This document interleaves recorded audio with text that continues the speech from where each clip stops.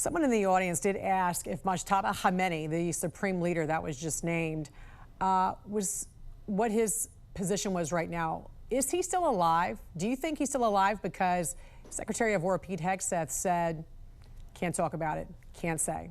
What do you think? I have heard he was seriously injured in an airstrike. He may have lost a leg.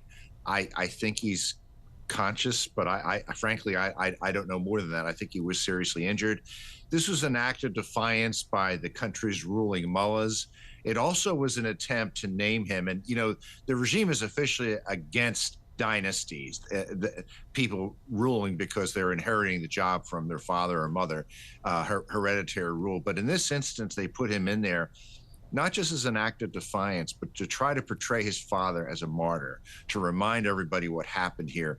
That may work for 20% of the population, but 80% of the Iranian population hated his father, and I don't think it's gonna have an effect. Yeah, and the White House says, you know, we don't want to get drawn into the internal politics of Iran, but how do you balance that with making sure there's not a more dangerous, aggressive regime, especially if you got this government now trying to allow the son of the Ayatollah and elevating him to the supreme leader?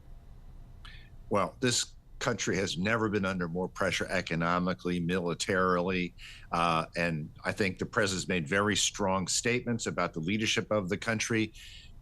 I mean, the president can't actually choose who the next Ayatollah will be, but he's put enormous pressure on the country to choose somebody who we can deal with, who will basically move this country away from its offensive approach to basically every nation on earth and being a state sponsor of terror.